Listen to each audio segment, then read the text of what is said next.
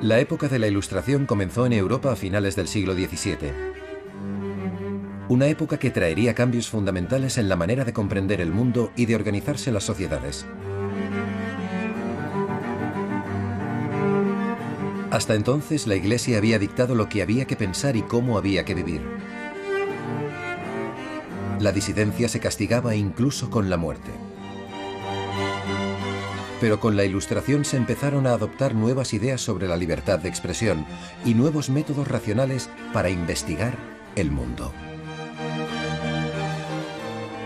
En Inglaterra, Newton sentó los fundamentos de la ciencia como hoy la conocemos, al demostrar que el universo se regía por leyes físicas que era posible deducir a través de la observación y la razón. En filosofía, pensadores de la Ilustración como Voltaire y Diderot sostenían que el hombre, y no Dios, estaba en el centro del mundo. Las ideas estaban empezando a cambiar, pero en el siglo XVIII la mayor parte de Europa seguía bajo el influjo de monarcas absolutos. Animado por el pensamiento de la Ilustración tanto en Europa como en América, el pueblo empezó a exigir un cambio real. ¿Cómo reaccionarían sus gobernantes? ¿Cómo iba a avanzar la sociedad? Esta es la historia de tres hombres muy diferentes que intentaron poner en práctica las ideas de la Ilustración. En Francia, Condorcet, matemático y filósofo en el centro de la Revolución Francesa. En América, el abogado y congresista Thomas Jefferson, autor principal de la Declaración de la Independencia, el anteproyecto de la primera neorrepública de la Edad Moderna. Y en Prusia, su propio rey, Federico el Grande. Un rey ilustrado, pero también despiadado. Héroes de la Ilustración. Cambiar la sociedad.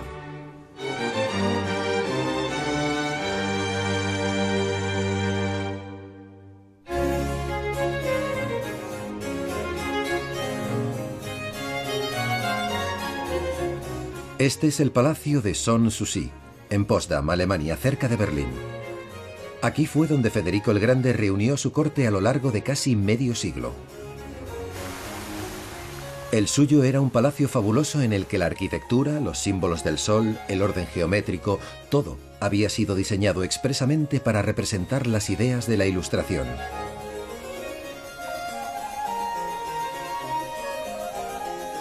Cuando era príncipe heredero, Federico soñaba con erigir un edificio como este. No tenía ningún interés en los asuntos de Estado y se pasaba las horas leyendo poesía y filosofía de los pensadores ilustrados. Era un hombre de formidable intelecto. Pero su país, Prusia, no casaba con sus ambiciones. Era poco más que un conglomerado de territorios pobres y dispersos. Cuando llegó al trono en 1740, estaba decidido a hacer de Prusia una gran potencia. En Federico, las ideas de la Ilustración convivían con una ambición desmedida. La grandiosidad de la arquitectura de Sanssouci refleja estas dos caras de su carácter. Estamos en la sala de mármol del Palacio de Sanssouci, la más grande y también la más excelsa. Como se ve, la cúpula se eleva hasta el cielo y la luz penetra en la sala con una gran uniformidad. La luz también tenía un significado muy simbólico en la época de la Ilustración. Después del oscurantismo de la Edad Media, se consideraba que infundía ilustración, racionalidad y verdad en las personas.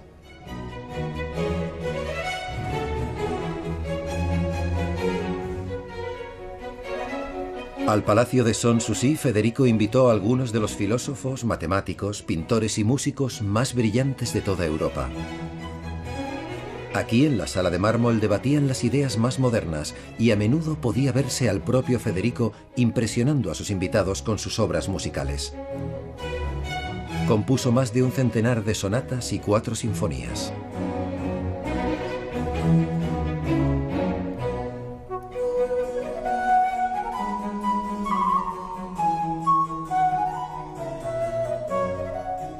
Uno de los invitados a la corte de Federico era el filósofo y escritor francés Voltaire, que entonces era la más célebre de las figuras de la Ilustración. Federico mantuvo correspondencia con Voltaire durante muchos años. Necesitaba de su inteligencia y su inspiración. Voltaire, a menudo en el exilio, necesitaba de la protección y el apoyo de Federico para sus ideas radicales. Juntos redactaron el Manifiesto por el Perfecto Gobernante Ilustrado. Se llamó el Anti-Maquiavelo. Federico escribió el Anti-Maquiavelo en su último año como príncipe heredero, y es el resultado de una larga discusión entre Voltaire y Federico. Cambiaron impresiones sobre el despotismo de los príncipes y cómo debía gobernar un monarca. Aunque también es posible ver e interpretar el Anti-Maquiavelo como el verdadero programa de gobierno de Federico, elaborado con antelación a su reinado. El propósito de un monarca verdaderamente ilustrado, según expone el Anti-Maquiavelo, es hacer el bien infinito a sus súbditos. Y a eso aspiraba Federico, pero como rey absolutista que era, quería hacerlo en sus propios términos. Los pensadores de la Ilustración creyeron encontrar esas normas en la civilización china, sofisticada y mucho más antigua. Aquel país fascinaba tanto a Voltaire como a Federico.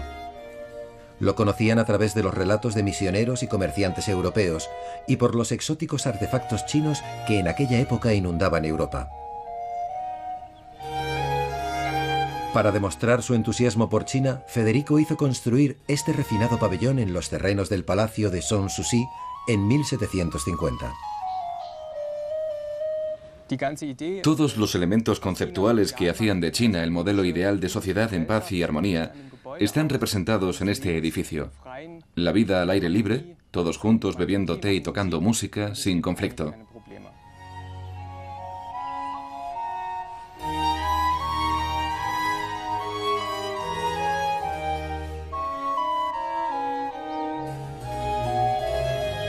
Para Federico, China estaba regida por emperadores impregnados de las ideas del filósofo Confucio. Confucio incidía en la importancia de la razón, la sabiduría, la benevolencia y la meritocracia, ideas que Federico estaba deseando enarbolar. Una misteriosa figura preside el edificio. Se podría interpretar que es Confucio, el gran filósofo chino que desarrolló la filosofía de aquel país y que sin duda fue un modelo para Federico, quien se veía a sí mismo como el rey filósofo. Creo que esa era realmente la razón de ser de este edificio. No tenía demasiada utilidad, pero en toda Europa se vieron imágenes suyas, se habló de él y hasta se hicieron grabados. Pienso en gran medida que ese era el mensaje que transmitía. Aunque aquel pabellón ayudó a Federico a crearse una reputación en el extranjero, la realidad de su situación distaba mucho de ser imperial. Prusia era solo uno entre 300 pequeños estados alemanes. Para elevarlo a la categoría de potencia internacional, tenía que expandir su territorio entrando en guerra con sus vecinos. Aquí entraba en juego el lado ambicioso e implacable de su carácter. Dado que necesitaba un ejército enorme para alcanzar su meta, decretó que todos los varones fueran inscritos al nacer para cumplir el servicio militar y que todo varón sano debía alistarse. Durante un tiempo, 1 de cada 20 habitantes era soldado. Las ciudades y pueblos de Prusia rebosaban de militares. Federico necesitaba cuarteles para sus tropas. Como hacía falta mucho espacio para alojar a tanto soldado, ordenó que todos los súbditos, fuera cual fuera la ciudad donde vivían, tuvieran un lugar reservado en sus casas para alojar a sus soldados. La presencia militar era constante en la vida cotidiana de las ciudades prusianas. Pero tan pronto como se construían, los cuarteles volvían a quedarse vacíos debido al número de bajas. Federico todavía es recordado en nuestros días como un despiadado caudillo que sacrificaba irresponsablemente a sus soldados. Usaba a sus soldados como munición humana, como carne de cañón, y los lanzaba a la batalla donde quiera que los necesitara. Como consecuencia, el número de bajas era absolutamente demencial. No era difícil que en un solo día cayeran más de 30.000 hombres en el campo de batalla. Federico siempre necesitaba más hombres y comprendió que si los reclutaba a todos en Prusia, las ciudades y pueblos se quedarían vacíos y su propia economía se resentiría. En cambio, si reclutaba en el extranjero a todo el que pudiera, debilitaría a sus enemigos, así que envió a sus emisarios con el encargo de hacer sugerentes promesas a quienes se alistaran. Aquí se puede ver, sin leer la letra pequeña, lo que les prometía. Servicio activo por la patria, buen salario garantizado y, por descontado, todos los placeres de la vida militar. Federico, que tenía por costumbre pasar revista a sus tropas antes del desayuno, especificaba las condiciones que había que reunir para ser un soldado eficiente. Federico consideraba que era importante, incluso fundamental, reclutar a soldados con una constitución específica y altura suficiente para poder cargar correctamente los fusiles, y también que conservaran la dentadura, al menos algunas piezas, ya que iban pertrechados de unos cartuchos rellenos de pólvora que había que abrir con los dientes. El ejército de Federico pasó a ser el más grande de Europa. Se decía que Prusia había llegado a un extremo en el que ya no era un país que tenía soldados, sino unos soldados que tenían un país. Su plan maestro de expansión imperial estaba funcionando. Pero para alimentar y alojar a un ejército tan inmenso hacía falta mucho más territorio, así que de nuevo envió a sus soldados a la batalla, pero esta vez dentro de sus propias fronteras, contra la naturaleza.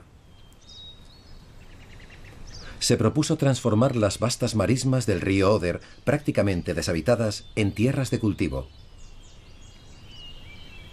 Según la Ilustración, la ciencia y la tecnología no solo servían para comprender la naturaleza, sino para dominarla y mejorarla.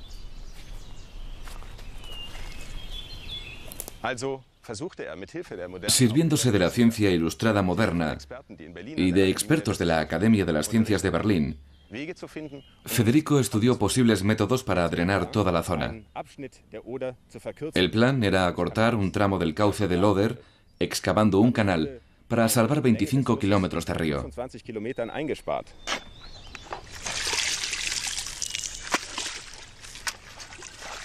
Era una tarea peligrosa, sobre todo porque eran zonas pantanosas con paludismo. Pero en la paz, como en la guerra, los soldados de Federico no tenían elección.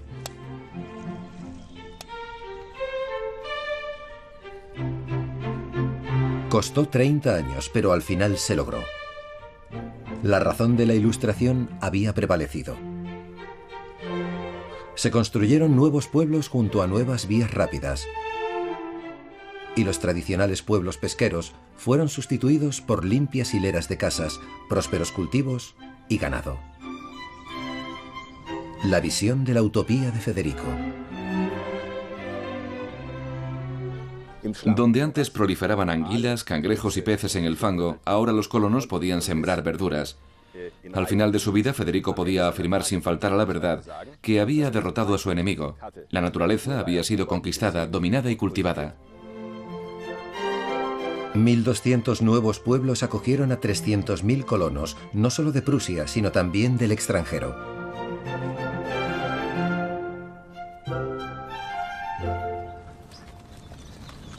Muchos de estos pobladores eran refugiados religiosos católicos, judíos y de otras religiones que sufrían persecución en estados vecinos, pero aquí eran bienvenidos.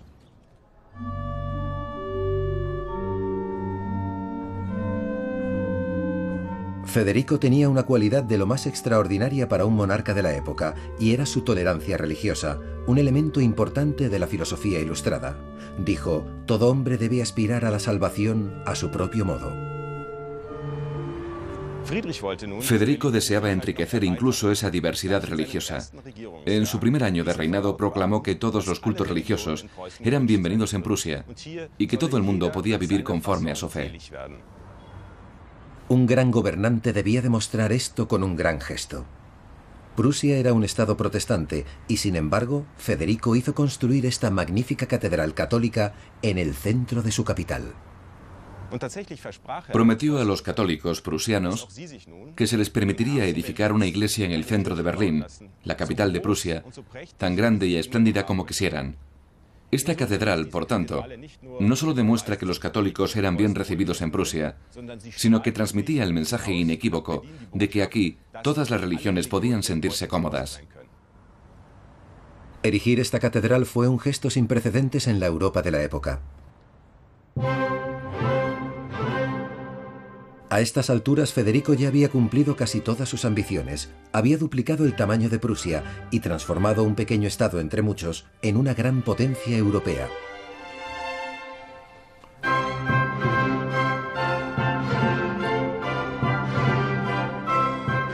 Sin duda se había convertido en Federico el Grande, y para demostrarlo, 20 años después de construir el palacio de Sanssouci, levantó para sí mismo otro palacio muy diferente.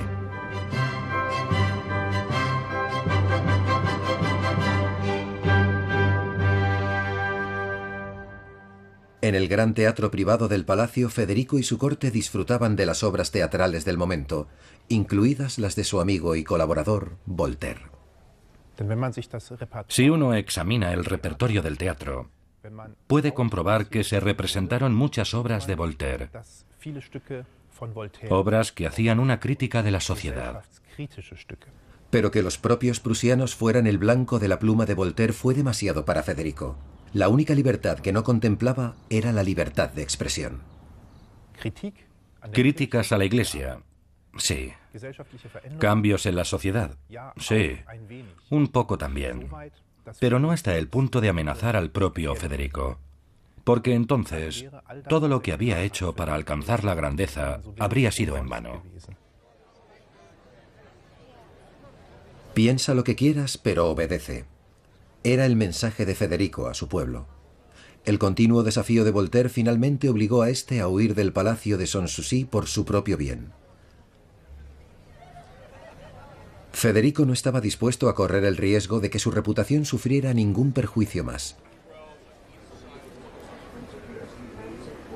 Se aseguró de que el único retrato que el pueblo veía de él fuera este, en el que aparece retratado como un simple y esforzado soldado con levita azul. Incluso en nuestros días esta imagen se reconoce inmediatamente.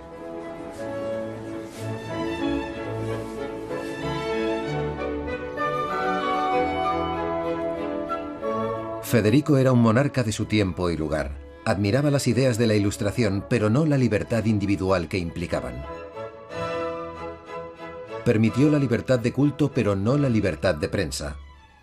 Mejoró la vida de sus súbditos, pero los sacrificó sin piedad en el campo de batalla. La Ilustración llegó a Prusia, pero según sus términos. Y esta complejidad queda perfectamente reflejada en la tumba del palacio de Sanssouci que diseñó para él. Una sencilla losa para un simple soldado, un práctico hombre de razón. Pero en ella están grabadas las palabras que había elegido desde el principio, Federico el Grande.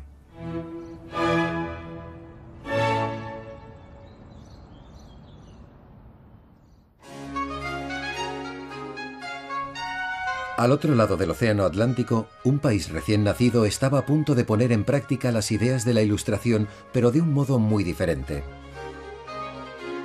Y en el centro de lo que sería un extraordinario y radical experimento social estaba este joven abogado y político de Virginia, Thomas Jefferson.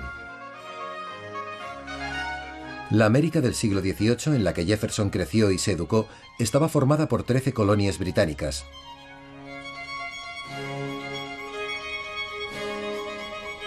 Dos siglos antes habían empezado a llegar colonos desde Europa, muchos de ellos con ideas radicales.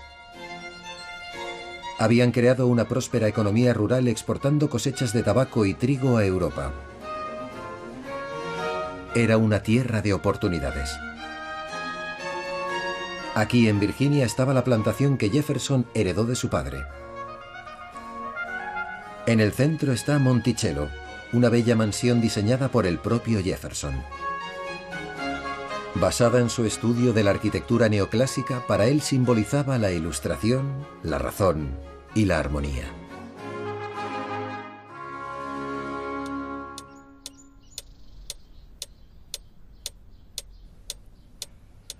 Este es el vestíbulo de Monticello. Todo el que entraba en esta sala ya podía llevarse una impresión de lo que había en la mente de Thomas Jefferson.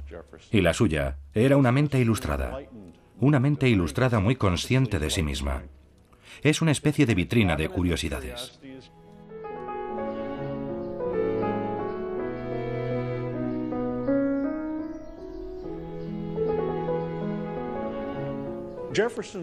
Jefferson crea un escenario ilustrado, un ámbito en el que la gente podía participar de la iluminación de este mundo. Jefferson había estado en Europa y se había traído de allí 80 cajones repletos de cosas.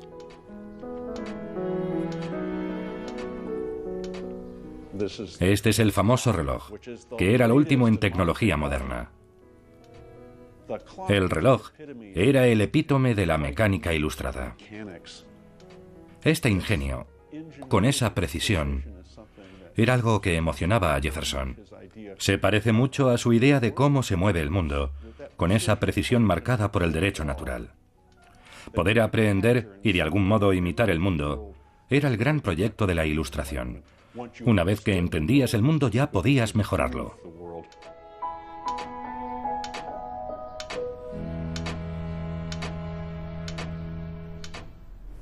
Sus grandes héroes eran Bacon, Newton y Locke, el gran triunvirato que cambió nuestra manera de ver el mundo. Y fue Locke quien sentó los fundamentos de la nueva ciencia, quien propuso una ciencia del ser humano, una ciencia de la política. Y eso es lo apasionante de la época de Jefferson en América. Fue la primera gran ocasión de aplicar los preceptos fundamentales de la Ilustración, la organización de la sociedad humana.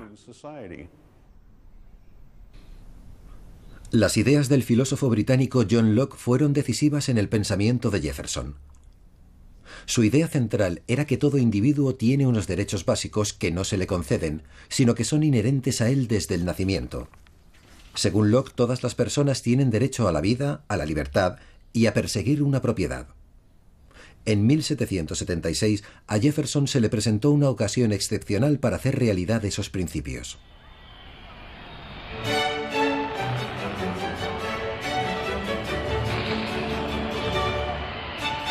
Todo empezó con la revuelta de los colonos americanos para protestar por el progresivo aumento de los impuestos por parte de los británicos.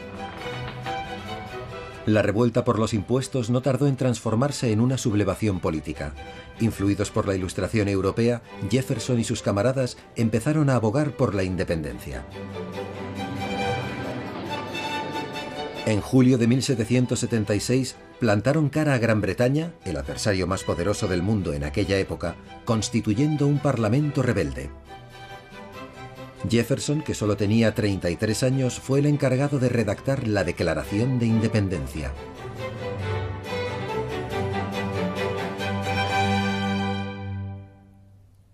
Sostenemos como evidentes estas verdades: que todos los hombres son creados iguales, que son dotados por su Creador de ciertos derechos inalienables, que entre estos están la vida, la libertad y la búsqueda de la felicidad, que para garantizar estos derechos se instituyen entre los hombres los gobiernos, cuyos poderes legítimos se derivan del consentimiento de los gobernados. La contundente redacción de la Declaración de Independencia, todos los hombres son creados iguales, es la premisa fundamental de la filosofía política de Jefferson. Entraña una nueva idea de autodeterminación, que el poder emana del individuo y que los individuos que trabajan en común pueden establecer un poder sin precedentes, así como oportunidades para la prosperidad humana.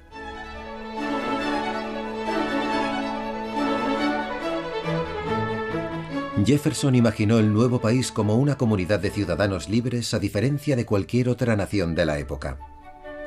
John Locke, que era su héroe, había propuesto que el derecho a la propiedad fuera fundamental. Ahora Jefferson se apoyaba en esa idea y la desarrollaba. John Locke escribió sobre la vida, la libertad y la propiedad en su segundo tratado de gobierno. Jefferson empleó casi las mismas palabras en la Declaración, pero sustituyendo propiedad por felicidad. La idea era que, si uno poseía unas tierras, dejaba de estar sometido a la influencia y el control de terceros. La propiedad era un medio para alcanzar un fin. Y el fin último era la prosperidad humana. A eso nos referimos con la búsqueda de la felicidad.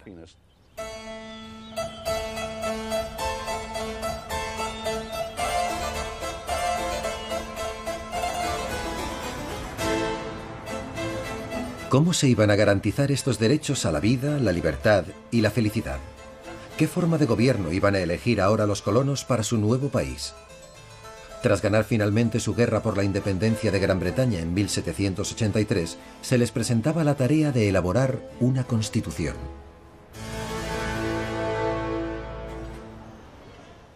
El reto para los artífices de la Constitución era construir un nuevo régimen que preservara la soberanía del pueblo, un complejo mecanismo que protegería la libertad y la primacía de la ley.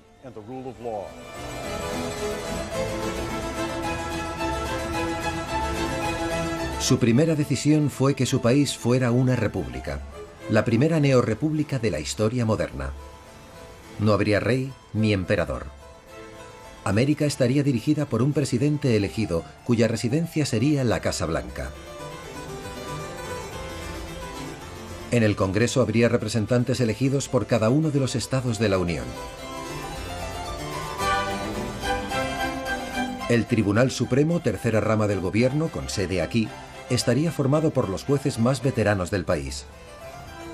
Esta separación de poderes reflejaba la preocupación de Jefferson por evitar la concentración excesiva de poder en una sola rama del gobierno, y quedó plasmada en el diseño de la nueva capital del país, Washington, que Jefferson supervisó en persona. Los tres poderes estaban separados tanto en la teoría como en la práctica, incluso geográficamente. Tenían su sede en diferentes lugares de la ciudad. Hasta es posible ver la Constitución americana mirando la ciudad y luego el mapa. Se puede ver la distancia que separa las sedes de los distintos poderes. Los elementos del sistema se compensarían, equilibrarían y controlarían entre sí. Este complejo sistema es el fruto de la Ilustración por excelencia. Uno de los muchos grandes monumentos que encontramos hoy en Washington es este, dedicado a Jefferson. En 1801 se convirtió en el tercer presidente de los Estados Unidos de América. Grabada en estos muros está su Declaración de Independencia, inspirada en la Ilustración. Frente a la famosa inscripción sobre la vida, la libertad y la búsqueda de la felicidad, están sus nobles palabras sobre la esclavitud. Nada de lo escrito en el libro del destino es más cierto que esta gente debe ser libre.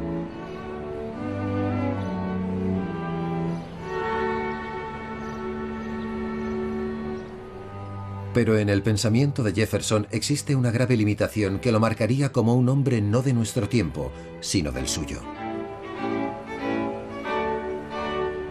Significativamente se había omitido la segunda parte de esa cita. Ambas razas, igualmente libres, no pueden vivir bajo el mismo gobierno. En ninguna parte podía verse más claramente la actitud de Jefferson hacia los negros americanos que en su propia plantación de Monticello. La clave reside en su famoso reloj. A diferencia de la elaborada esfera que daba al interior de la casa, la que daba al exterior solo tenía una manecilla. Era para sus esclavos. Monticello era una plantación de esclavos. Monticello dependía de la esclavitud. A lo largo de su vida, Jefferson fue propietario de hasta 700 personas. Hubo momentos en que podía haber hasta 200 personas esclavizadas, y lo hacían todo. Desde las tareas del campo hasta la edificación de la casa, era algo asumido en la cultura. Jefferson no solo poseía esclavos, sino que sus creencias personales se basaban en prejuicios profundamente arraigados. Pensaba que los negros nunca podían ser iguales a los blancos.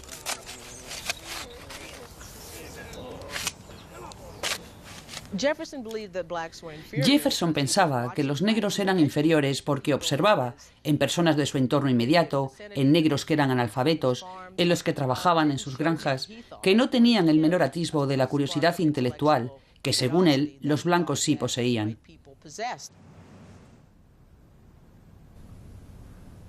¿Cómo era posible que un hombre que había proclamado la igualdad y la libertad como principios fundamentales para América fuera capaz de negárselos a la población negra? En la época de Jefferson, 1 de cada 5 estadounidenses era un esclavo que trabajaba en las inmensas plantaciones de los granjeros blancos. Los esclavos se consideraban propiedad legítima. Sus amos tenían derecho a castigarlos como quisieran, incluso a matarlos, sin ser sancionados por ello. Una de las cosas que él decía al reflexionar sobre el futuro era que los blancos nunca abandonarían sus prejuicios contra los negros y que estos nunca perdonarían a los blancos por lo que les habían hecho, y por tanto solamente veía el conflicto si se producía la emancipación. Y el conflicto ciertamente estalló 70 años después, en la sangrienta guerra civil que dividió al país y sumió a los negros americanos durante varias generaciones en una lucha por reafirmarse.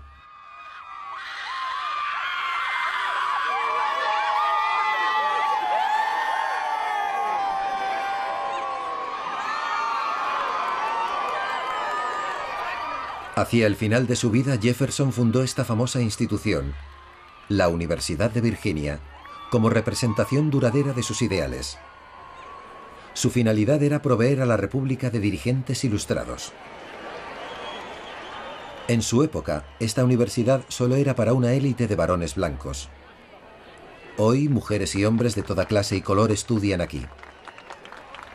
La confirmación definitiva de la creencia de Jefferson en que la educación garantizaría el éxito de la República.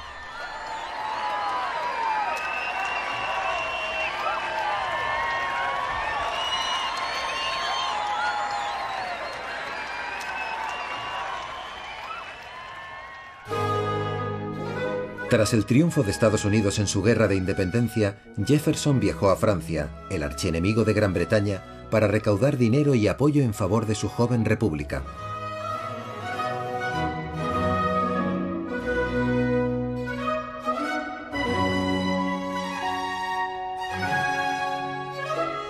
Francia no podía ser más diferente de su nuevo aliado, Estados Unidos de América. Aquí, en el Palacio de Versalles, cerca de París, vivía el rey francés Luis XVI, el monarca más absolutista de toda Europa. Nada interesados en las ideas de la Ilustración, el rey y sus cortesanos vivían rodeados de un lujo total. Versalles era el centro de gobierno para todo el reino. 10.000 personas vivían en este palacio. Resultaba increíblemente caro de mantener. Por ejemplo, para iluminar esta misma sala en la que estamos, hacían falta 800 velas cada noche. Para mantener la corte hacía falta el 5% de los ingresos anuales de la corona. Y sin embargo, el rey tenía 3 palacios más prácticamente del mismo tamaño, y en 1785 levantó otro para su esposa. Dado el estado de las finanzas reales, la situación era insostenible.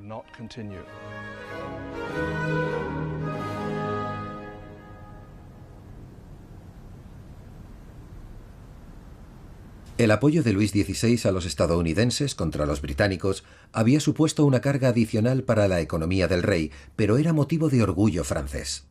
Estas obras fueron encargadas por la corte francesa para conmemorar la derrota de Gran Bretaña frente a los Estados Unidos con la ayuda francesa. Las mujeres de Versalles demostraron su apoyo a su manera. Una de las formas que eligieron las mujeres de la corte para respaldar esta política fueron esos descomunales tocados de la época, que a menudo representaban los barcos que la Armada francesa enviaba a América. Aunque su intención era apoyar la causa estadounidense, la ostentación con plumas y barcos en los tocados no se sostenía frente a la imagen de los ministros americanos. Los revolucionarios americanos en París vestían con sencillez y hablaban sin rodeos. Sus valores empezaron a tener gran resonancia entre los intelectuales franceses. Los franceses realmente sacaron partido de Jefferson, debido a ese punto de vista ilustrado y filosófico que sostenía. Los franceses lo consideraban una especie de emblema viviente de las virtudes de la nueva República Americana.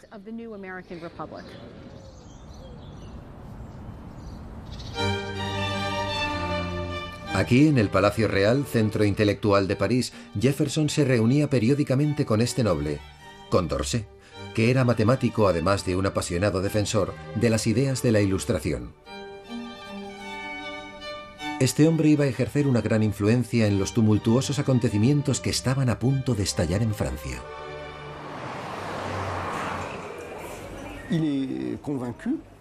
Estaba convencido de que debían crearse una política y una moral con el mismo espíritu de la revolución científica. Lo que le distinguía era que comprendió que las matemáticas representaban un papel esencial en esto. Uno de los sitios predilectos de Condorcet era este restaurante, Le Procope, que también frecuentaban pensadores ilustrados como Voltaire y Diderot. Aquí defendía su idea de que era posible reformar la monarquía desde dentro y de que las leyes racionales y matemáticas podían ayudar a crear una sociedad más justa. De hecho, Condorcet pensaba que hasta la reserva de una mesa en un restaurante estaba sujeta a la teoría matemática de la probabilidad. Cuando el propietario de un restaurante admite reservas, sabe que muchos clientes vendrán, pero algunos no. Así que hace algunas reservas de más. Lo que actualmente llamamos overbooking se puede calcular matemáticamente con cierto grado de certidumbre. La teoría de la probabilidad también le enseñaba a Condorcet que cuanto mayor fuera el número de personas que participaran en una decisión, mejor sería esta. Esta fe en un gobierno representativo suponía un ataque directo a la monarquía absoluta. Los jóvenes aristócratas franceses comprendieron que no era posible transformar el país desde arriba. Debía hacerse de abajo a arriba. Tenía que hacerse a través de la opinión pública, difundiendo nuevas ideas. Los pensadores de la Ilustración que se reunían en Le Procope sabían que la indignación del pueblo de París estaba creciendo. Aquí en los archivos nacionales franceses encontramos pruebas de su creciente frustración con los defectos de Luis XVI. Finalmente, el rey se quedó sin dinero. Sabía que no podía hacer nada si no consultaba primero a su pueblo y conseguía su cooperación para cambiar las cosas. Pero para eso, antes tenía que preguntarles cuáles eran sus quejas y, tradicionalmente, cuando eso sucedía, la gente tenía derecho a presentar una especie de memoria. Eran listas de agravios para la consideración del rey. Y aquí vemos una típica, una memoria de París, en la que se puede ver la gran diversidad de asuntos que se planteaban en ellas. Se redactaron 50.000 en todo el país. El rey había conseguido más de lo que pretendía. Un tomo tras otro de quejas, denuncias y reclamaciones, la mayoría de las cuales no podía o no estaba dispuesto a atender. Lo que había planeado como un ejercicio de consulta para recaudar más impuestos terminó por volverse en su contra. La diversidad de quejas era enorme, pero la conclusión era que todo el mundo esperaba que se promulgara una especie de constitución. Todo el mundo esperaba algún tipo de igualdad en los impuestos. Todo el mundo esperaba alguna disminución de los privilegios de la nobleza. Viendo que el rey no respondía a ninguna de sus demandas, la reforma constitucional, la clase de igualdad en impuestos que Condorcet reclamaba, o alguna señal de que el rey había captado el sufrimiento de su pueblo, al pueblo se le terminó la paciencia.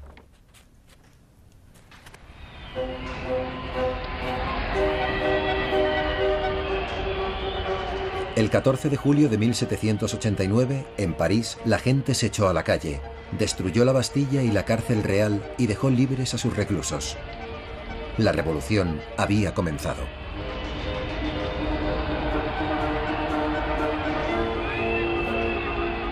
Condorcet estaba entusiasmado, pero también preocupado, porque sin experiencia política, el pueblo podía dejarse llevar por su rabia acumulada y Francia podía estar al borde de la anarquía.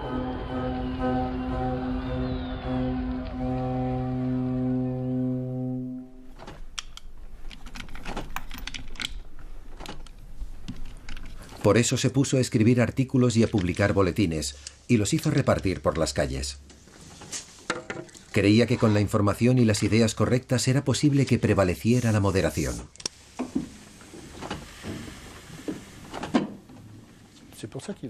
En cuanto llegó la libertad de prensa, Condorcet dedicó mucho tiempo a escribir artículos que publicaba a diario. En ellos informaba a quienes iban a participar en estos movimientos revolucionarios para que comprendieran cómo actuar políticamente.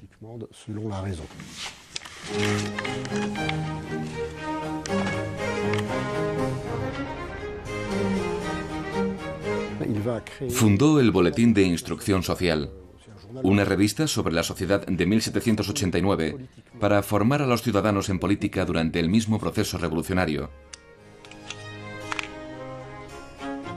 Por tanto, en su opinión, estas publicaciones ayudaban a evitar que los ciudadanos interpretaran erróneamente sus juicios políticos. Condorcet se aprovechó de la relajación de la censura en Francia. Por primera vez, él y otros podían escribir e imprimir lo que quisieran. Fue una experiencia nueva para la humanidad atravesar un periodo revolucionario, lo que actualmente conocemos como libertad de información.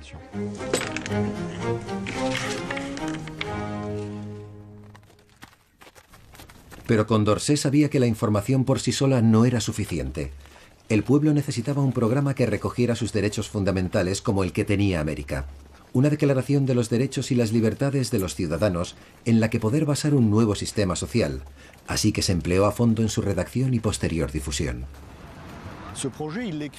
Redactó esta obra en términos muy analíticos, pero los principios quedan claramente establecidos.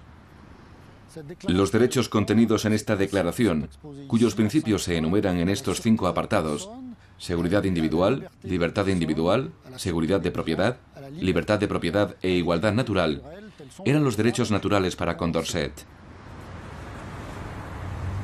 Los sencillos principios de Condorcet se incorporaron a un texto aún más célebre.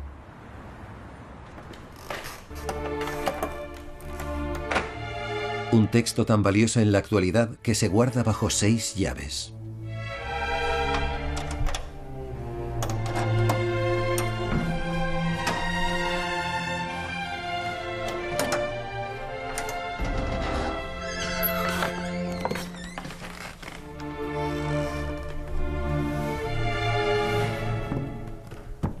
Se redactó a petición de los representantes del pueblo en la Asamblea Legislativa, los Estados Generales. Sus ideas se plasmaron en palabras sencillas pero potentes. Las esperanzas y el sueño de la Ilustración por fin quedaron consagrados en la legislación. Esta es la Declaración de los Derechos del Hombre y del Ciudadano. Es el manifiesto fundacional de la Revolución Francesa. Está inspirado originalmente en América, y Thomas Jefferson, autor de la Declaración de Independencia, asesoró sobre la redacción de este documento. Fue concebido como prefacio de la nueva Constitución de Francia.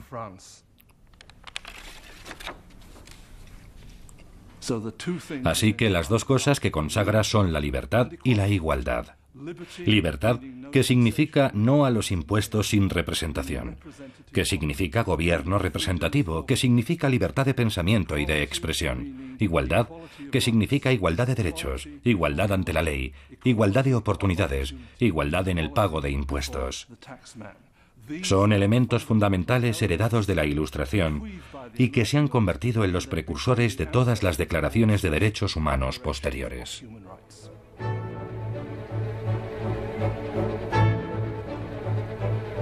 En esta declaración se concentraba un siglo de pensamiento ilustrado. Se decía a todas las personas que tenían derechos con los que habían nacido, que eran libres e iguales y que nadie podía decirles lo contrario. Envalentonado por la declaración y frustrado por la lentitud de reacción del rey al respecto, el pueblo decidió volver a actuar. Esta vez, marchando sobre Versalles. El verano de 1789, el pueblo de París empezó a perder la fe en el rey. Ya no pensaban como al comienzo del año que estaba de su parte.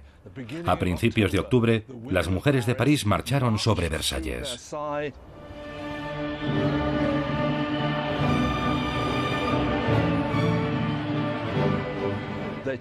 Tomaron prisioneros al rey y a la reina y exigieron que volvieran a París. La gente casi no se podía creer que ahora tuvieran al rey a su merced. Pero hubo un encendido debate sobre lo que había que hacer con él. Para algunos revolucionarios la cárcel no bastaba.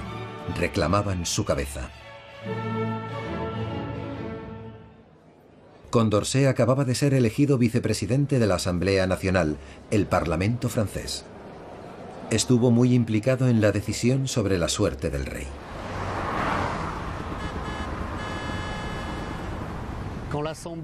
Cuando la Asamblea juzga al rey, él vota que el rey es culpable.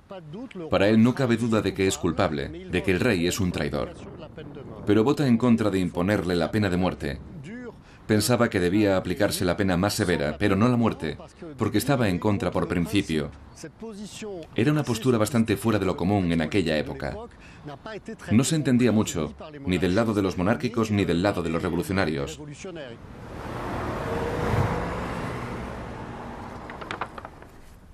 Para Condorcet, el matemático, la culpa no se podía demostrar jamás al 100%. La pena de muerte podía dar lugar a la ejecución de personas inocentes en algunos casos, y por tanto era un error.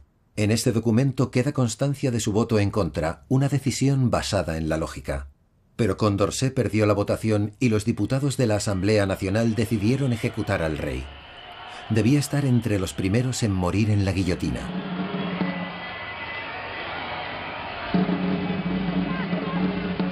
Esta nueva tecnología racional siguió utilizándose hasta 1977. Se suponía que era indolora y con ella se podía dar curso a un gran número de ejecuciones con mucha más rapidez. La mayoría de la gente estaba entusiasmada con la ejecución del rey, pero en el vacío de poder político que siguió, las diferentes facciones empezaron a enfrentarse entre sí.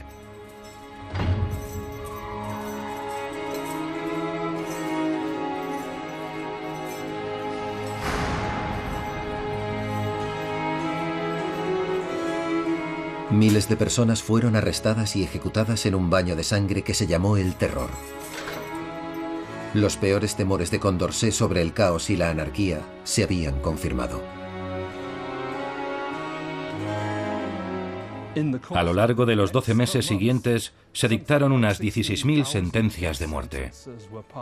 La inmensa mayoría de los ejecutados no eran sino personas sencillas que se habían puesto del lado que no debían, en materia de leyes, o que tenían enemigos dispuestos a denunciarlas por agravios que se remontaban muy atrás. Era la gran oportunidad, dijo alguien una vez. El terror era la venganza de todo el mundo.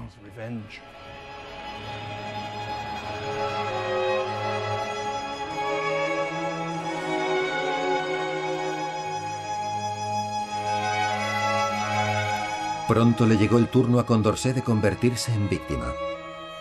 En 1794 fue expulsado de su cargo por haberse opuesto a la ejecución del rey. Se dictó orden de arresto contra él y se escondió aquí, un pequeño ático de un edificio parisino. Fue justo aquí, en estas habitaciones, donde Condorcet pasó los últimos meses de su vida como fugitivo, temiendo el arresto. Le preocupaba la vida de su esposa y su hija, y por eso había acordado el divorcio con ella, para protegerla, puesto que también corría peligro de ser detenida ahora que él era un enemigo público. En medio del terror que se había adueñado de la sociedad francesa, Condorcet escribió un último testimonio de su fe en las ideas de la Ilustración. Lo llamó Esbozo para un cuadro histórico de los progresos del espíritu humano. Era un libro en el que pretendía demostrar que la humanidad era la única especie sobre la Tierra capaz de mejorar, a pesar de los altibajos, a pesar de los enemigos y las dificultades. Era capaz de hacer progresos, porque era científico, por las acciones morales que comportaba. En fin, gracias a todo eso se hacían progresos, y él quería demostrarlo. Entre sus últimas palabras escribió: «Llegará un día en el que el sol solo alumbre a hombres libres, que no conozcan más dueño que su razón».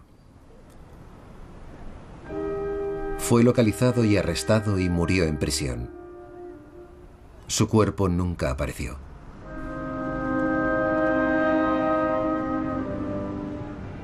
Dos siglos después de la Revolución Francesa, la tumba vacía de Condorcet se encuentra aquí, en el Panteón, monumento de Francia dedicado a la memoria de sus hombres y mujeres ilustres.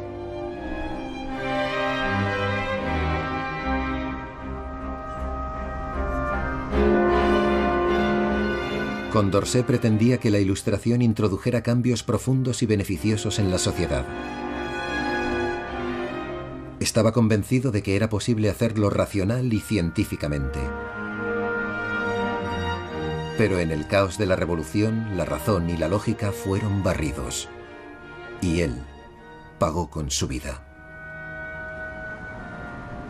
Sin embargo, su visión de la igualdad, la justicia y el poder del conocimiento aún pervive.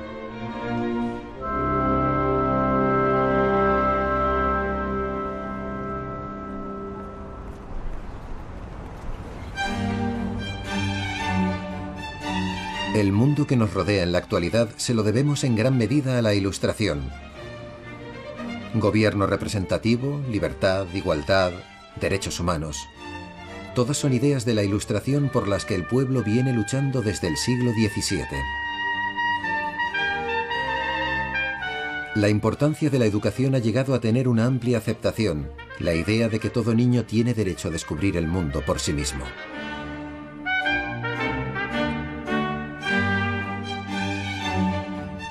También nos inculcó la idea de que la sociedad puede seguir progresando a través del conocimiento compartido.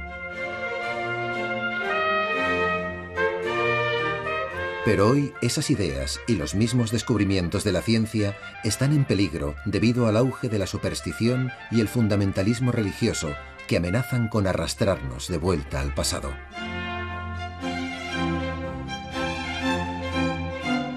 Si ayudamos a los niños a comprender los logros de la Ilustración, estaremos contribuyendo a proteger y extender su legado.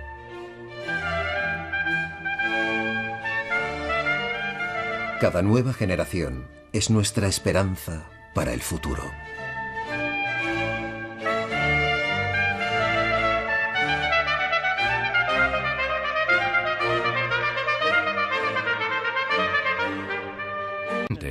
Tenían su sede en diferentes lugares de la ciudad. Hasta es posible ver la Constitución americana mirando la ciudad y luego el mapa. Se puede ver la distancia que separa las sedes de los distintos poderes. Los elementos del sistema se compensarían, equilibrarían y controlarían entre sí. Este complejo sistema es el fruto de la Ilustración por excelencia. Uno de los muchos grandes monumentos que encontramos hoy en Washington es este, dedicado a Jefferson.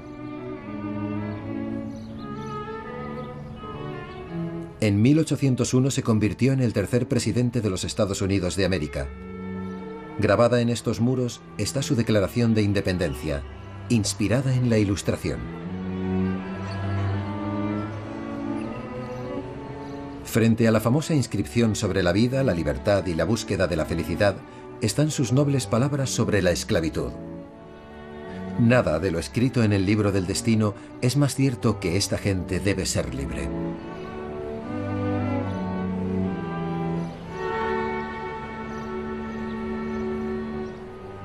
Pero en el pensamiento de Jefferson existe una grave limitación que lo marcaría como un hombre no de nuestro tiempo, sino del suyo. Significativamente se había omitido la segunda parte de esa cita.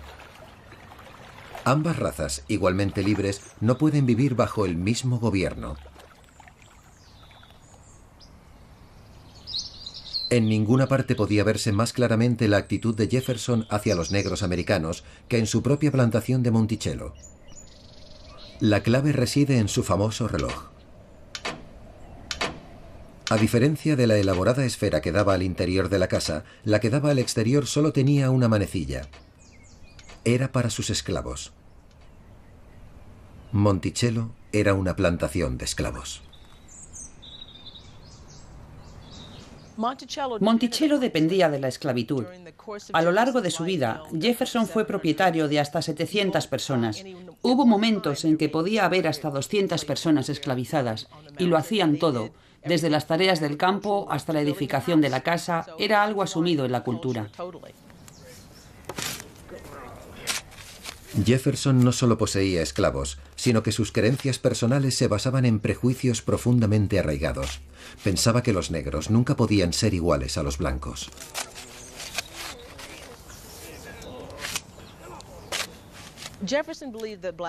Jefferson pensaba que los negros eran inferiores porque observaba en personas de su entorno inmediato, en negros que eran analfabetos, en los que trabajaban en sus granjas, que no tenían el menor atisbo de la curiosidad intelectual, que según él, los blancos sí. El individuo tiene unos derechos básicos que no se le conceden, sino que son inherentes a él desde el nacimiento. Según Locke, todas las personas tienen derecho a la vida, a la libertad y a perseguir una propiedad. En 1776 a Jefferson se le presentó una ocasión excepcional para hacer realidad esos principios.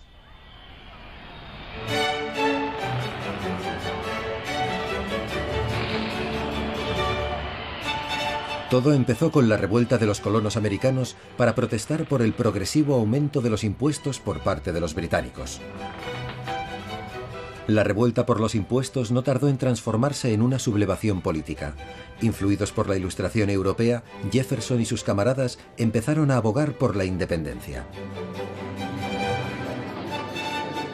En julio de 1776 plantaron cara a Gran Bretaña, el adversario más poderoso del mundo en aquella época, constituyendo un parlamento rebelde. Jefferson, que solo tenía 33 años, fue el encargado de redactar la Declaración de Independencia.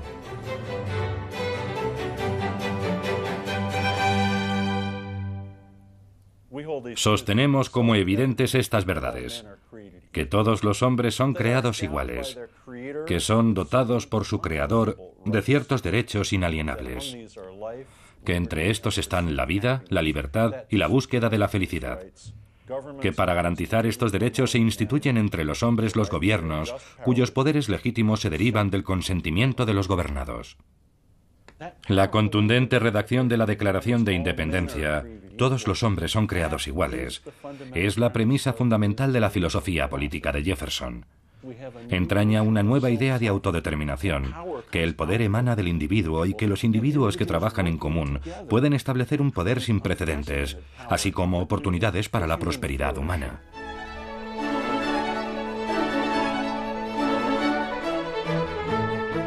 Jefferson imaginó el nuevo país como una comunidad de ciudadanos libres a diferencia de cualquier otra nación de la época. John Locke, que era su héroe, había propuesto que el derecho a la propiedad fuera fundamental. Ahora Jefferson se apoyaba en esa idea y la desarrollaba. John Locke escribió sobre la vida, la libertad y la propiedad en su segundo tratado de gobierno. Jefferson empleó casi las mismas palabras en la declaración, pero sustituyendo propiedad por felicidad. La idea era que, si uno poseía unas tierras, dejaba de estar sometido a la influencia y el control de terceros. La propiedad era un medio para alcanzar un fin, y el fin último era la prosperidad humana. A eso nos referimos con la búsqueda de la felicidad.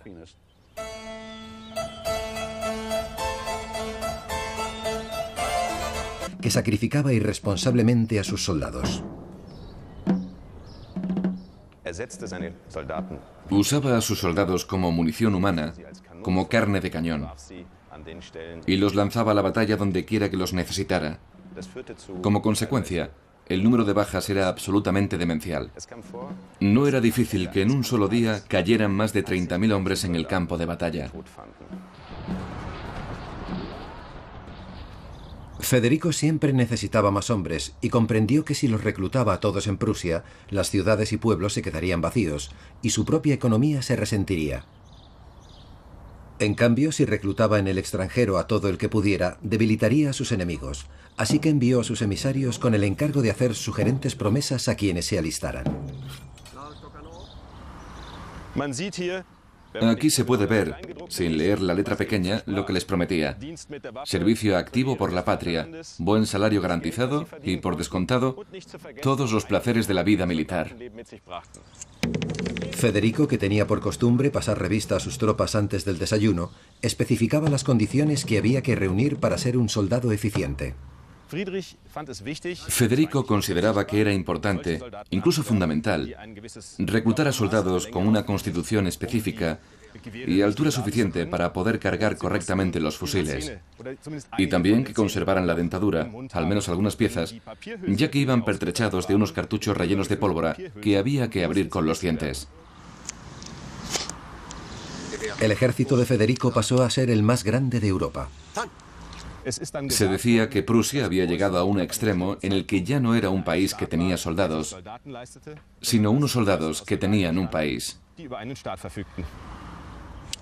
Su plan maestro de expansión imperial estaba funcionando. Pero para alimentar y alojar a un ejército tan inmenso hacía falta mucho más territorio, así que de nuevo envió a sus soldados a la batalla, pero esta vez dentro de sus propias fronteras, contra la naturaleza. Se propuso transformar las vastas marismas del río Oder, prácticamente deshabitadas, en tierras de cultivo. Según la Ilustración, la ciencia y la tecnología no solo servían para comprender la naturaleza, sino para dominarla y mejorarla.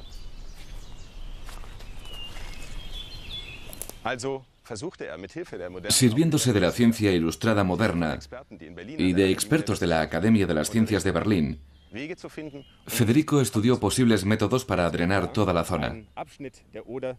El plan era acortar un tramo del cauce del Oder, excavando un canal para salvar 25 kilómetros de río.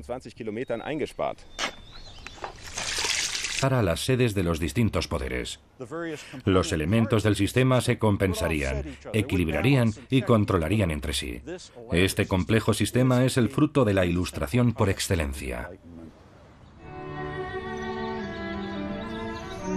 Uno de los muchos grandes monumentos que encontramos hoy en Washington es este, dedicado a Jefferson.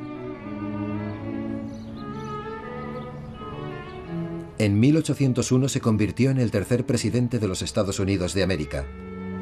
Grabada en estos muros está su Declaración de Independencia, inspirada en la Ilustración. Frente a la famosa inscripción sobre la vida, la libertad y la búsqueda de la felicidad, están sus nobles palabras sobre la esclavitud. Nada de lo escrito en el libro del destino es más cierto que esta gente debe ser libre.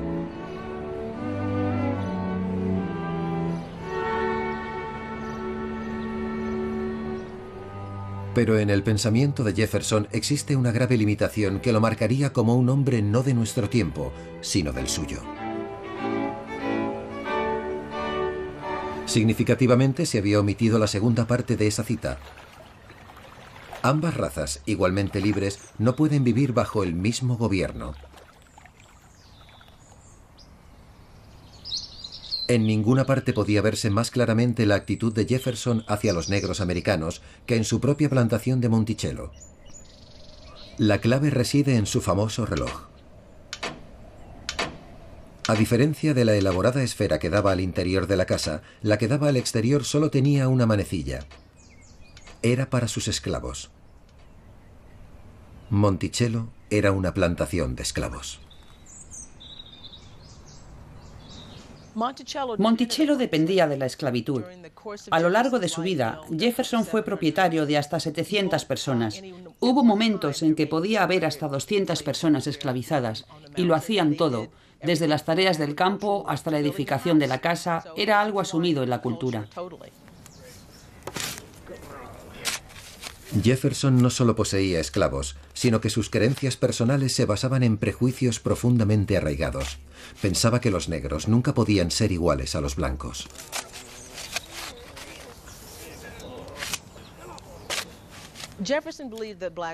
Jefferson pensaba que los negros eran inferiores porque observaba, en personas de su entorno inmediato, en negros que eran analfabetos, en los que trabajaban en sus granjas, que no tenían el menor atisbo de la curiosidad intelectual, que según él, los blancos sí poseían.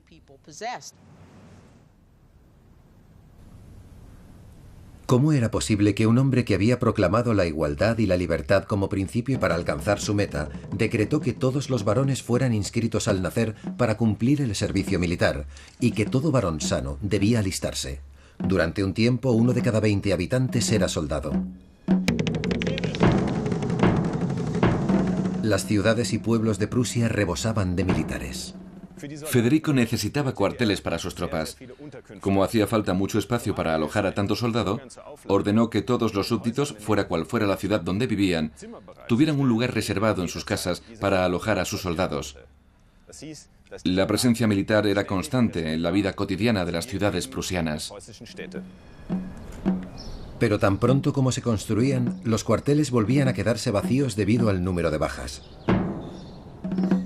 Federico todavía es recordado en nuestros días como un despiadado caudillo que sacrificaba irresponsablemente a sus soldados. Usaba a sus soldados como munición humana, como carne de cañón, y los lanzaba a la batalla donde quiera que los necesitara. Como consecuencia, el número de bajas era absolutamente demencial. No era difícil que en un solo día cayeran más de 30.000 hombres en el campo de batalla.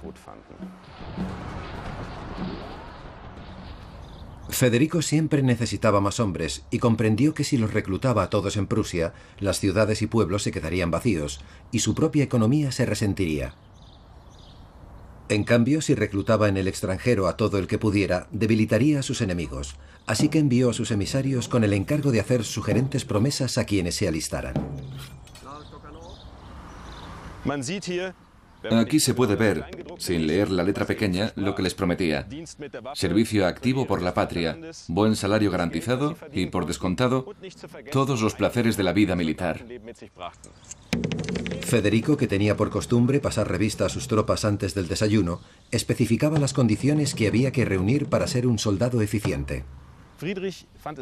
Federico consideraba que era importante, incluso fundamental, reclutar a soldados con una constitución específica y altura suficiente para poder cargar correctamente los fusiles, y también que conservaran la dentadura, al menos algunas piezas, ya que iban pertrechados de unos cartuchos rellenos de pólvora que había que abrir con los dientes. El ejército de Federico pasó a ser el más grande de Europa.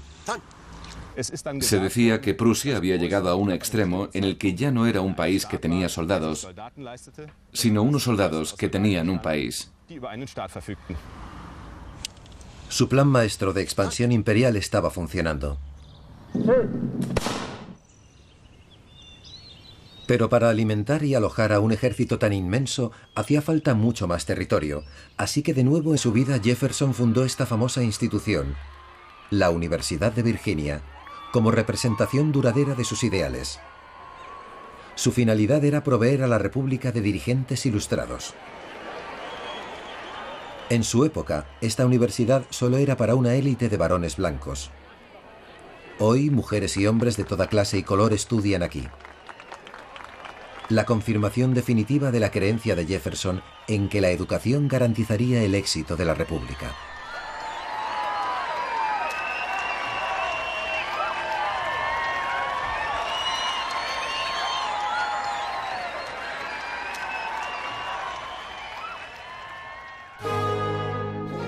Tras el triunfo de Estados Unidos en su guerra de independencia, Jefferson viajó a Francia, el archienemigo de Gran Bretaña, para recaudar dinero y apoyo en favor de su joven república.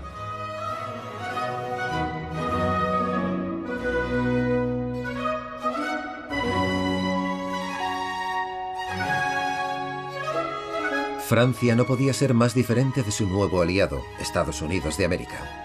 Aquí, en el Palacio de Versalles, cerca de París, vivía el rey francés Luis XVI, el monarca más absolutista de toda Europa. Nada interesados en las ideas de la Ilustración, el rey y sus cortesanos vivían rodeados de un lujo total. Versalles era el centro de gobierno para todo el reino. 10.000 personas vivían en este palacio. Resultaba increíblemente caro de mantener. Por ejemplo, para iluminar esta misma sala en la que estamos, hacían falta 800 velas cada noche. Para mantener la corte hacía falta el 5% de los ingresos anuales de la corona. Y sin embargo, el rey tenía 3 palacios más prácticamente del mismo tamaño, y en 1785 levantó otro para su esposa. Dado el estado de las finanzas reales, la situación era insostenible.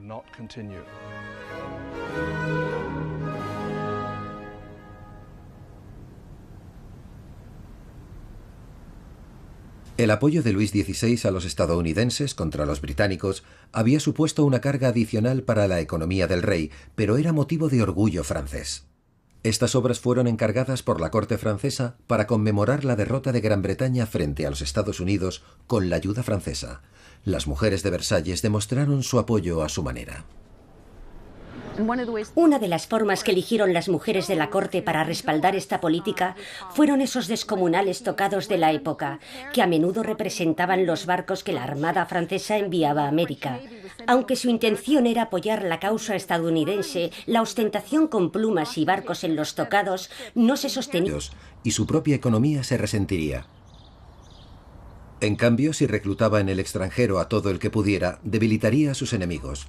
Así que envió a sus emisarios con el encargo de hacer sugerentes promesas a quienes se alistaran. Aquí se puede ver, sin leer la letra pequeña, lo que les prometía. Servicio activo por la patria, buen salario garantizado y, por descontado, todos los placeres de la vida militar. Federico, que tenía por costumbre pasar revista a sus tropas antes del desayuno, especificaba las condiciones que había que reunir para ser un soldado eficiente. Federico consideraba que era importante, incluso fundamental, reclutar a soldados con una constitución específica y altura suficiente para poder cargar correctamente los fusiles, y también que conservaran la dentadura, al menos algunas piezas, ya que iban pertrechados de unos cartuchos rellenos de pólvora que había que abrir con los dientes. El ejército de Federico pasó a ser el más grande de Europa. Se decía que Prusia había llegado a un extremo en el que ya no era un país que tenía soldados, sino unos soldados que tenían un país. Su plan maestro de expansión imperial estaba funcionando. Pero para alimentar y alojar a un ejército tan inmenso hacía falta mucho más territorio, así que de nuevo envió a sus soldados a la batalla, pero esta vez dentro de sus propias fronteras, contra la naturaleza. Se propuso transformar las vastas marismas del río Oder, prácticamente deshabitadas, en tierras de cultivo. Según la Ilustración, la ciencia y la tecnología no solo servían para comprender la naturaleza, sino para dominarla y mejorarla.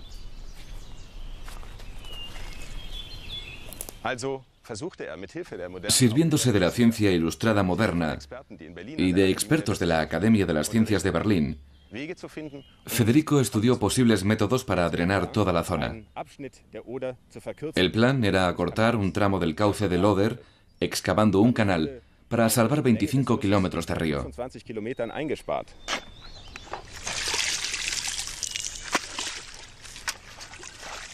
Era una tarea peligrosa, sobre todo porque eran zonas pantanosas con paludismo. Pero en la paz, como en la guerra, los soldados de Federico no tenían elección.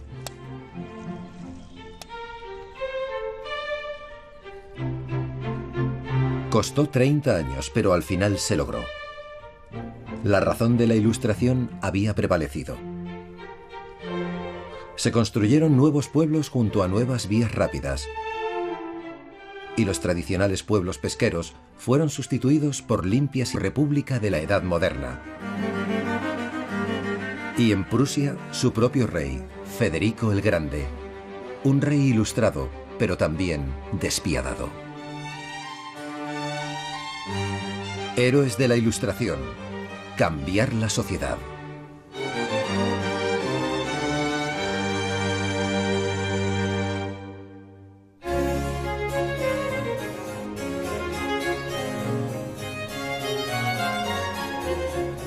Este es el palacio de Sanssouci, en Potsdam, Alemania, cerca de Berlín. Aquí fue donde Federico el Grande reunió su corte a lo largo de casi medio siglo. El suyo era un palacio fabuloso en el que la arquitectura, los símbolos del sol, el orden geométrico, todo había sido diseñado expresamente para representar las ideas de la Ilustración.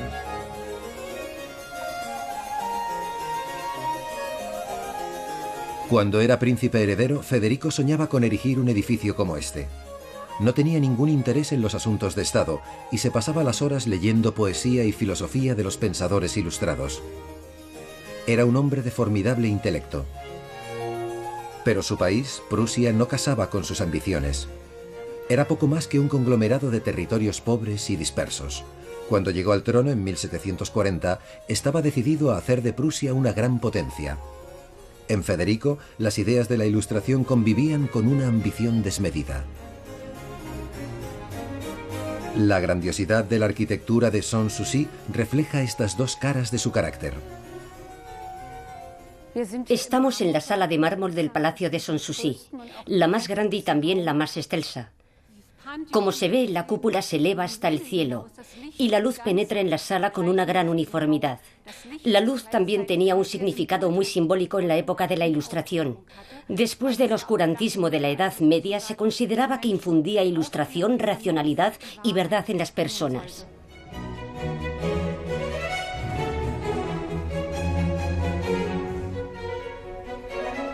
Al Palacio de Sanssouci, Federico invitó a algunos de los filósofos, matemáticos, pintores y músicos más brillantes de toda Europa.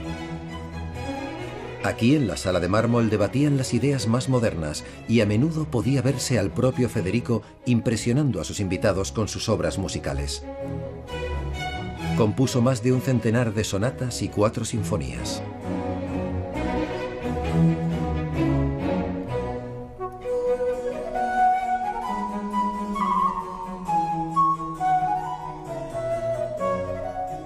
Uno de los invitados a la corte de Federico era el filósofo y escritor francés Voltaire, que entonces era la más célebre de las figuras de la Ilustración.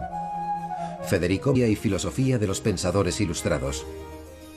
Era un hombre de formidable intelecto. Pero su país, Prusia, no casaba con sus ambiciones. Era poco más que un conglomerado de territorios pobres y dispersos. Cuando llegó al trono en 1740, estaba decidido a hacer de Prusia una gran potencia. En Federico, las ideas de la Ilustración convivían con una ambición desmedida. La grandiosidad de la arquitectura de Sanssouci refleja estas dos caras de su carácter. Estamos en la sala de mármol del Palacio de Sanssouci, la más grande y también la más excelsa. Como se ve, la cúpula se eleva hasta el cielo y la luz penetra en la sala con una gran uniformidad. La luz también tenía un significado muy simbólico en la época de la Ilustración. Después del oscurantismo de la Edad Media, se consideraba que infundía ilustración, racionalidad y verdad en las personas.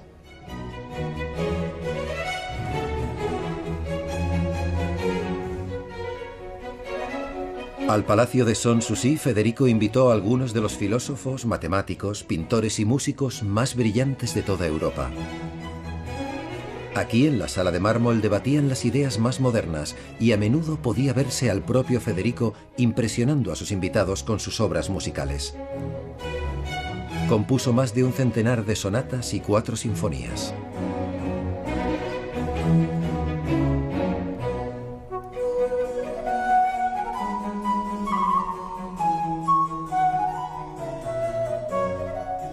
Uno de los invitados a la corte de Federico era el filósofo y escritor francés Voltaire, que entonces era la más célebre de las figuras de la Ilustración. Federico mantuvo correspondencia con Voltaire durante muchos años. Necesitaba de su inteligencia y su inspiración. Voltaire, a menudo en el exilio, necesitaba de la protección y el apoyo de Federico para sus ideas radicales. Juntos redactaron el Manifiesto por el Perfecto Gobernante Ilustrado.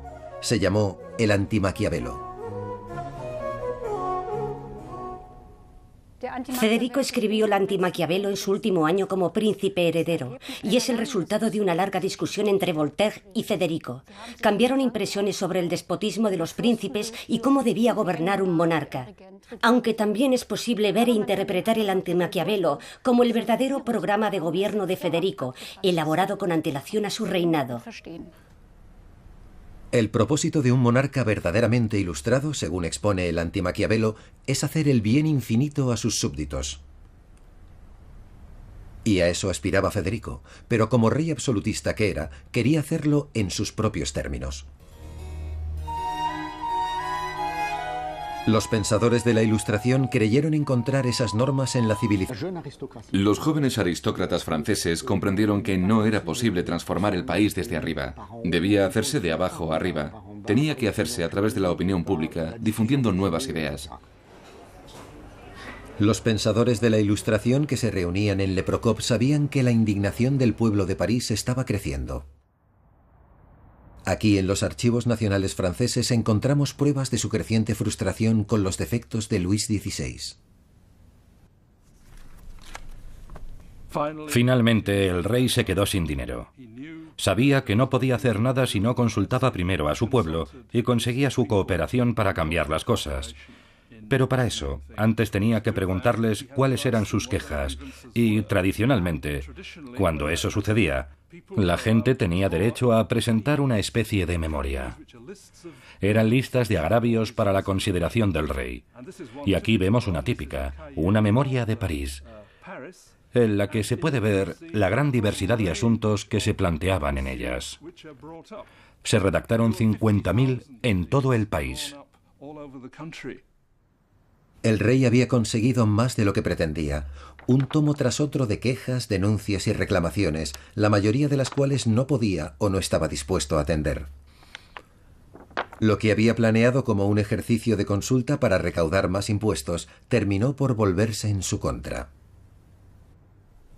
La diversidad de quejas era enorme, pero la conclusión era que todo el mundo esperaba que se promulgara una especie de constitución. Todo el mundo esperaba algún tipo de igualdad en los impuestos. Todo el mundo esperaba alguna disminución de los privilegios de la nobleza.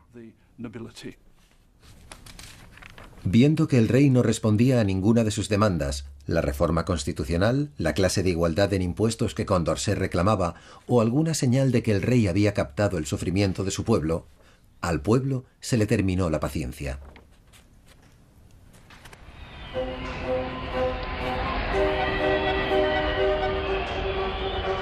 El 14 de julio de 1789, en París, la gente se echó a la calle, destruyó la Bastilla y la cárcel real y dejó libres a sus reclusos. La revolución había comenzado.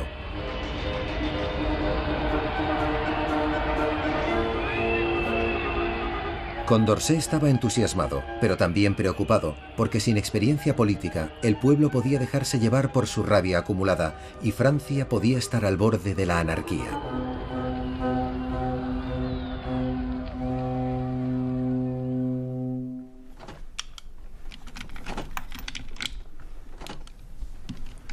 Por eso se puso a escribir artículos y a publicar boletines, y los hizo repartir por las calles. Sacrificó sin piedad en el campo de batalla. La Ilustración llegó a Prusia, pero según sus términos. Y esta complejidad queda perfectamente reflejada en la tumba del palacio de Sanssouci que diseñó para él. Una sencilla losa para un simple soldado, un práctico hombre de razón. Pero en ella están grabadas las palabras que había elegido desde el principio, Federico el Grande.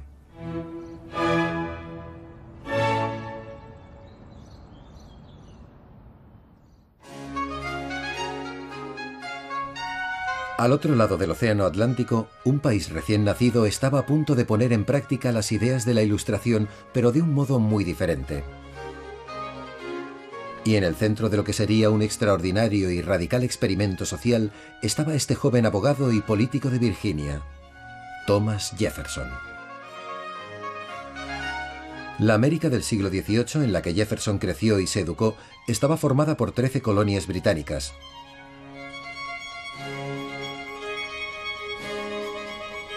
Dos siglos antes habían empezado a llegar colonos desde Europa, muchos de ellos con ideas radicales. Habían creado una próspera economía rural exportando cosechas de tabaco y trigo a Europa. Era una tierra de oportunidades. Aquí en Virginia estaba la plantación que Jefferson heredó de su padre. En el centro está Monticello, una bella mansión diseñada por el propio Jefferson. Basada en su estudio de la arquitectura neoclásica, para él simbolizaba la ilustración, la razón y la armonía.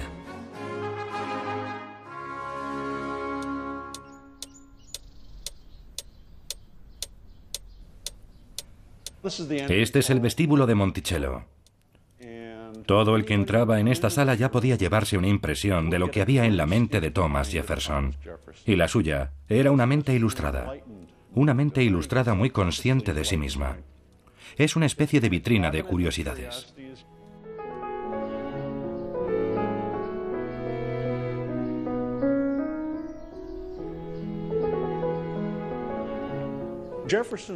Jefferson crea un escenario ilustrado, un ámbito en el que la gente podía participar de la iluminación de este mundo. Jefferson había estado en Europa y se había traído de allí 80 cajones repletos de cosas.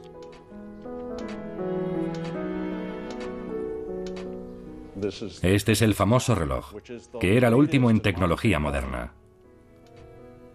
El reloj era el Institución, la Universidad de Virginia, como representación duradera de sus ideales.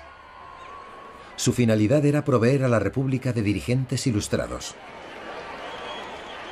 En su época, esta universidad solo era para una élite de varones blancos. Hoy, mujeres y hombres de toda clase y color estudian aquí.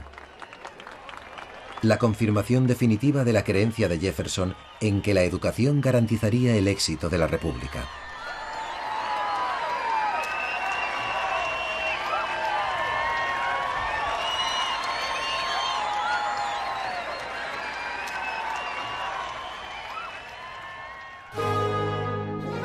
Tras el triunfo de Estados Unidos en su guerra de independencia, Jefferson viajó a Francia, el archienemigo de Gran Bretaña, para recaudar dinero y apoyo en favor de su joven república.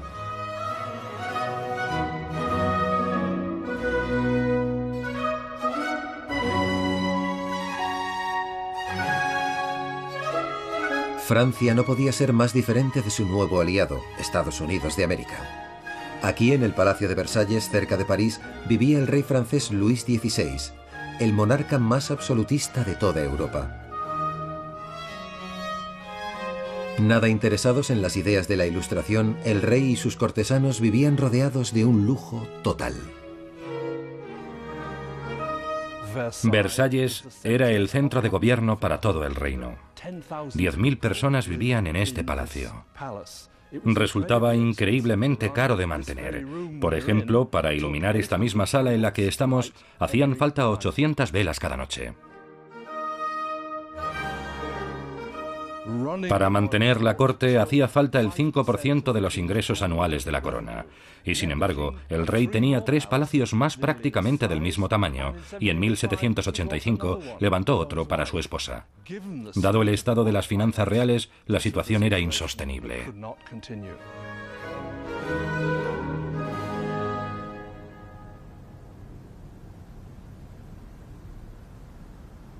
El apoyo de Luis XVI a los estadounidenses contra los británicos había supuesto una carga adicional para la economía del rey, pero era motivo de orgullo francés. Estas obras fueron encargadas por la corte francesa para conmemorar la derrota de Gran Bretaña frente a los Estados Unidos con la ayuda francesa. Las mujeres de Versalles demostraron su apoyo a su manera. Una de las formas que eligieron las mujeres de la corte para respaldar esta política fueron esos descomunales tocados de la época, que a menudo representaban los barcos que la Armada francesa enviaba a América. Aunque su intención era apoyar la causa estadounidense, la ostentación con plumas y barcos en los tocados no se sostenía frente a la imagen de los ministros americanos.